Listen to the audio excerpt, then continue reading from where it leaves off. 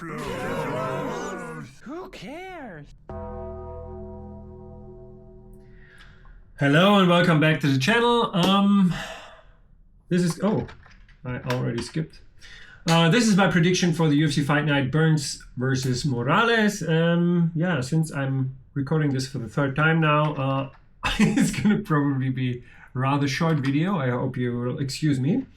We move on, and we start with the first fight of the night. We have the women's strawweight. We have Tisha Pennington versus Luana Pinheiro.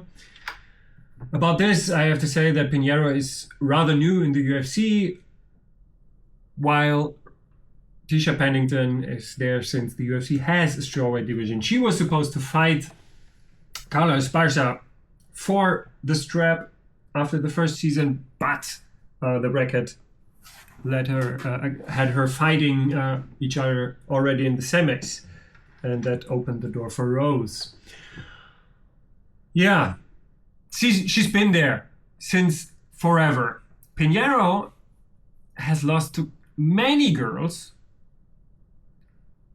Tisha Pennington has only lost to future champs or former champs. The only exception to that is Marina Rodriguez,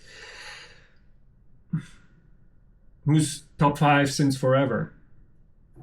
I think that Tisha is going to be too technical, too durable, and too quick for Luana Pinheiro. So she's going to take a decision. And we move on. Flyweights, we have Park Yoon-sung versus Carlos Hernandez.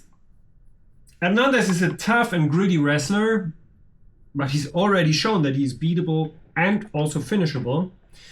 Yoon-sung, so far he's undefeated, and he hasn't shown that he's finishable, at least. He's beatable? Yes, I think so. But not... So far, no one did come close to finishing him, and I think it's going to stay that way. I think Yoon-sung by decision. And we move on. We go back to the women's strawweight. Elise Reed versus Denise Gomes. I have to say, Reed is pretty well-rounded and tough. But, like Hernandez, she has been broken before. And in my opinion, Denise Gomes is a breaker. In that division, she might be the breaker. Elise Reed might have some success early, but sooner or later, Gomes will just take over and get the TKO, I think. So, TKO, Denise Gomes. Denise Gomes, I think. Denise Gomes. We call her Denise Gomes from now on. And we move on to the featherweight division. We have Yadir Del Val versus Conor Matthews. Del Val, so far, he's all the hype. On the other hand, Conor Matthews has lost all his momentum. He's 2-3 in his last 5, but he's very tough. I give him that. We don't know much about Yadir Del Val except for that he's from Cuba. I'm leaning towards Yadir Del Val, but I don't know much about this fight, so I'm thinking decision Yadir Del Val. And we move on. Women's bantamweight division, we have Luana Santos versus Tainara Lisboa. This might actually be the most interesting fight of the night, because we finally have 2 prospects facing off. All the other matchups is prospect versus veteran or something like that. It's never not prospect versus prospect, not real prospects at least. Luana Santos is 5-1 in her last 6. I mean, she kind of lost her momentum by losing to O'Neal. Other than that, she's looked great. Lisboa, on the other hand, is a Muay Thai monster. She's very, very dangerous standing up. But lately she's been showing that she's a good grappler too. She's becoming a good grappler. Luana Santos is good, don't get me wrong, but I don't think her stand-up is enough to give problems to Tainara Lisboa, and I think she's going to take a decision. We move on. Last fight of the prelims, we have the lightweights again. Jaron Gordon versus Thiago Moises. I'm very, very torn about this fight because in my opinion, Gordon should have won that fight against Pimblett. And since that fight, Pimblett has looked amazing in the UFC, I think. He's looked very, very good.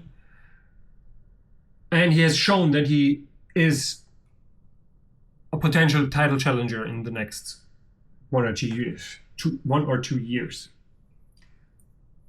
But he should have lost against Jared Gordon. On my scorecards, he was losing that fight 29-28. And on many people's scorecards, he was losing that fight too.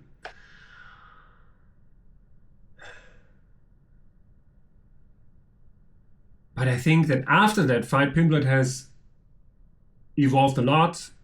Gordon, I'm not sure if he has.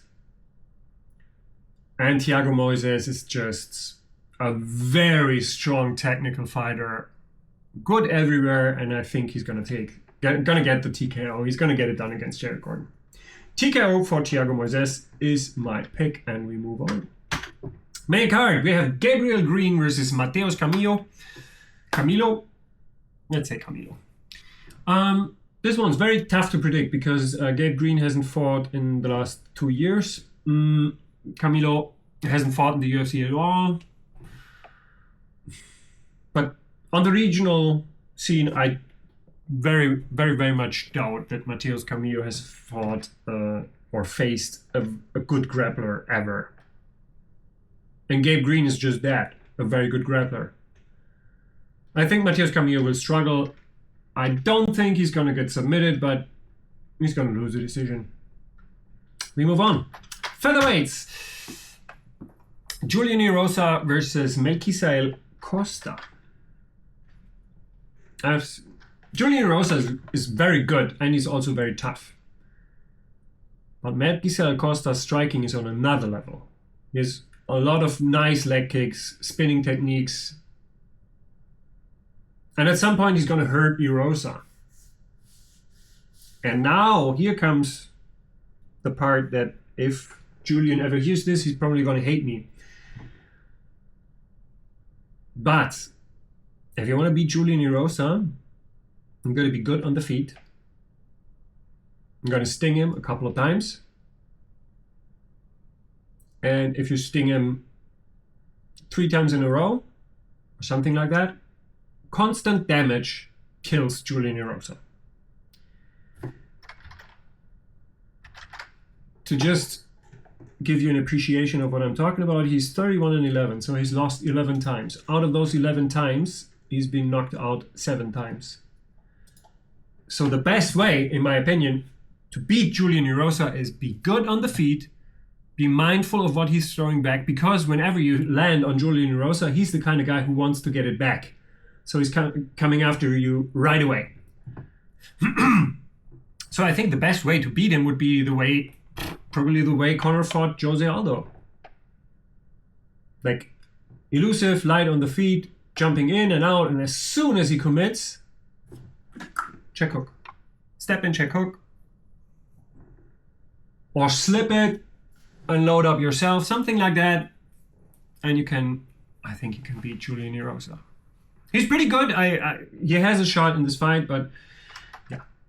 I'm leaning towards Melquisael by TKO. We move on. Middleweights, we have Dustin Stoltzfus versus Nursultan Ruziboyev, a fight I'm really puzzled about. I'm not going to talk about it much because I have no idea why they even made this matchup. In my mind, Nursultan Ruziboyev is a real prospect. And Dustin Stoltzfus is in the UFC for a while now, and he never got his feet under him. He never felt comfortable in the UFC, never felt comfortable in the octagon. And they give him a prospect now like Nursultan Ruziboyev, who's only lost once in the last couple of fights. Let me quickly check. Yeah, and he lost against Buckley. And he's the only one who Buckley couldn't finish in his last couple of fights. So Ruziboyev is the real deal, and it's going to be too much for Dustin Stoltzfus, I have to say. We move on. Lightweights, Sodi Gusov versus Myron Santos. Another fight I do not agree with. Why? It looks like punishment to me. Myron Santos, his last fight was very, very close, and I was having on my scorecards he was losing. He still got a victory, and I think that rubbed a couple of people the wrong way. But it's not his fault. It's not his fault. But still, they gave him Sodiq Yusuff, a man who's only lost to top prospect yet, who hits very, very hard and is in desperate need of victory after his 2 losses in a row. And they gave him Myron Santos, who is a 24-year-old. I think he's, since he got that victory, no, he lost once. He's 15-1. He's 24 years old. He's 15-1, and you feed him to Sodiq Yusuff. Why? What's to gain here? Yes, of course, if he blasts Sodiq Yusuff, but if he blasts Sodiq Yusuff, what's the gain? Sodiq Yusuff is an entertaining, good fighter. You don't want to lose him. You don't want to lose Myron. You want to lose none of those. But matchmaking. I don't get it, but they do it. I think that sooner or later it's going to hit him hard. And he's going to get the TKO, I think. Santos looked a little gun-shy on the feet last fight. If you do that against Yusuff, you're losing for sure. But even if his the best version of Santos I've seen so far is not good enough to beat Sodiq Yusuff. I hope he's trained a lot and he proves me wrong, because I like him as a fighter. But I don't think so. I think it's going to be TKO for Sodiq Yusuff. And we move on. Co-main event of the evening. We have Paul Craig versus Rodolfo Bellato. Yeah. In the UFC, it seems to be, if you want to be ranked in the middleweight division, you have to get past Paul Craig first. Another up-and-comer for Paul Craig. I think that Bellato will struggle with Craig's toughness, and he will make a mistake sooner or later, and that's going to result in a submission win for Paul Craig. It might even result in a ground and pound victory, but I think submission, Paul Craig. And we move on. Main event of the evening, welterweight division. We have Gilbert Burns versus Michael Morales. This one's not that easy to say, I think, because you have Gilbert Burns, who will want to prove that he belongs in the top 5. Michael Morales wants to prove that he belongs in the top 10, I think, for now. He's not going to go top 5 with this, but he wants to go top 10. So they're both eager to show their skills.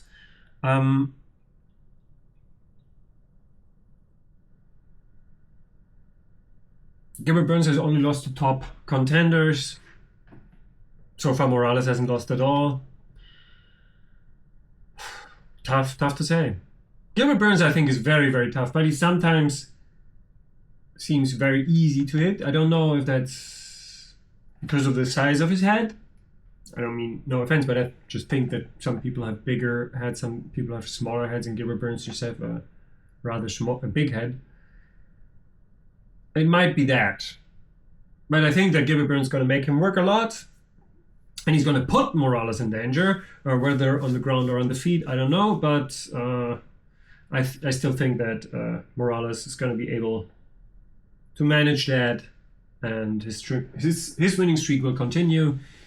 He's going to get a decision victory, my opinion. Yeah. And that's the UFC Fight Night, Gilbert Burns versus Mike Morales.